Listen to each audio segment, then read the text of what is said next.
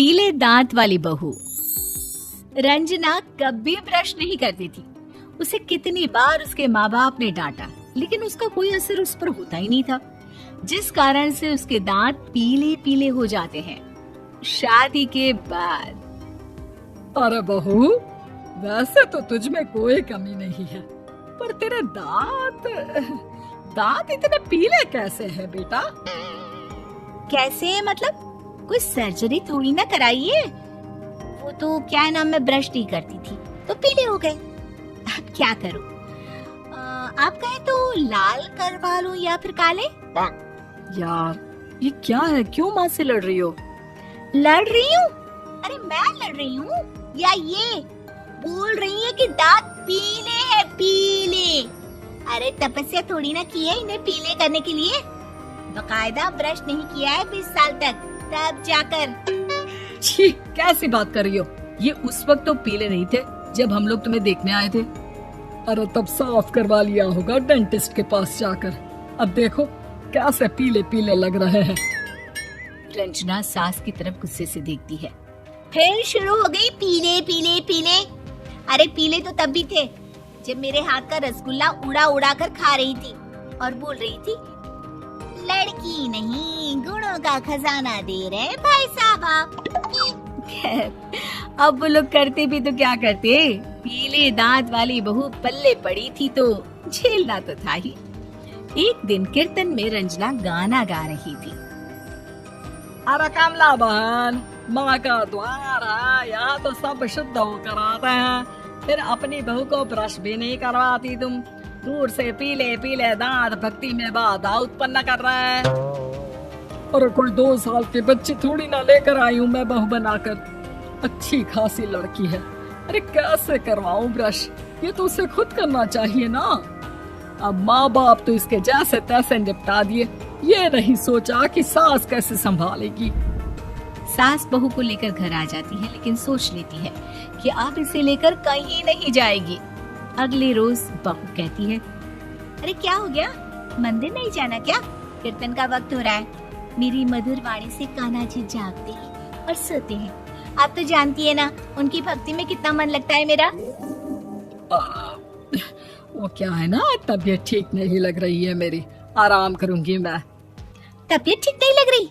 अभी तो मिथुन के गाने पर नाच रही थी आप, और अब बोल रही है कि तबीयत ठीक नहीं लग रही।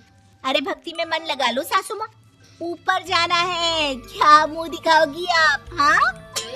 सास को बहू की बात पर गुस्सा आ जाता है। मैं क्या मुंह दिखाऊंगी, इसकी चिंता तो ना कर, समझी? अपने मुंह की चिंता कर, जो ये पीले पीले दांत लेकर हर जगह पहुंच जाती है। पता है लोग कितना मजाक बनाते हैं। ना जी ना, मैं नहीं जाना कहीं तेरे साथ। तो ये बात है, कोई ना, मत जाओ, मैं अपने कमरे में ही बैठकर भक्ति कर लूंगी। ऊपर वाला दांत थोड़ी ना देखता है, मन देखता है, भावना देखता है। और अरे बस बस, तू सब कुछ दिखा, बस ये सफेद चमकदार दांत ना दिखाना किसी को, है? जा यहाँ से। बहू को सास की बात का कोई फर्क नहीं पड़ता, वो तो जैसी थी वैसी ही रह जाती है। सुबह नहाकर किचन में खाना बनाना, फिर खाना खाना, कीर्तन भजन करना और सो जाना। एक दिन, माँ जी मैं सहेली के घर जा रही हूँ, शाम को लेट आऊंगी। हाँ, तो जाना, मैंने कौन सा तेरी आरती करनी है घर पर बैठकर। रंजना सहेली के घर जाती है, जहाँ वो पार्टी में जाने की तैयारी कर रही होती है। अरे शिखा, कहाँ जाने की तैयारी कर रही है? मैं गलत वक्त पर आ गई क्या? अरे नहीं यार, उल्टा सही वक्त पर आई है। मैंने ये साड़ी और ज्वेलरी निकाली है यार, शाम को इनके ऑफिस की एक पार्टी में जाना है। बताना कैसा लग रहा है ये सब? नहीं यार, इस ड्रेस के साथ तो वो वाली ज्वेलरी अच्छी लगेगी। हाँ सही बोल रही है, मैंने ध्यान ही नहीं दिया। वैसे तो हमेशा से मस्त फैशन सेंस रखती है। तो बड़ा जाती होगी ना पति के साथ पार्टी में। रंजना कुछ नहीं बोलती, बस सोचती है कि यार काश ये बात सही हो जाती, पर मैं क्यों नहीं जाती पार्टी में? क्या इन लोगों की कोई पार्टी होती नहीं होगी? रंजना घर आती है और रात में पति से सवाल करती है, एक बात बताइए, आप मुझे किसी पार्टी में क्यों नहीं ले जाते? क्या आपके यहाँ ऑफिस में पार्टी नहीं होती? पति बेचारा क्या कहता कि दांत पीले हैं तुम्हारे इसलिए। अरे कोई पार्टी होती नहीं हम लोगों के ऑफिस में, तो कहाँ से लेकर जाऊं? और मार्केट, मॉल, कहीं वीकेंड घूमना, कहीं तो। अरे यार सारे हफ्ते में एक छुट्टी मिलती है, तो सोचता हूँ कि आराम ही कर लूं। क्यों? रंजना मन मार के रह जाती है। पहले कभी सास के साथ मंदिर जाया करती थी, लेकिन वो भी सास ने ले जाना बंद कर दिया। घर बैठी बैठी रंजना बूढ़ हो जाती है। तभी उसे आइडिया आता है और वो मायके जाने का सोचती है। सासू माँ, 2 दिनों के लिए मम्मी के घर जा रही हूँ। अच्छा ठीक है, आराम से जा। और हाँ, माँ से कुछ अच्छी आदत सीख कर आना कि कैसे शरीर के हर भाग की तरह दांतों की सफाई भी जरूरी होती है, समझी? शुरू हो गई ना आप। वो लोग आपकी तरह नहीं है कि छोटी छोटी बात का बतंगड़ बना दे। उन लोगों के लिए मैं मायने रखती हूँ, ना कि मेरे पीले पीले दांत। रंजना माँ को बिना बताए उन लोगों को सरप्राइज देती है, लेकिन जैसे ही वो दरवाजे पर पहुँचती है, अंदर देखती है कि घर वाले कहीं जा रहे होते हैं। अब माँ, काश रंजना दीदी के दांतों वाली प्रॉब्लम नहीं होती, तो वो भी हम लोगों के साथ चलती ना बुआ जी की बेटी की शादी में।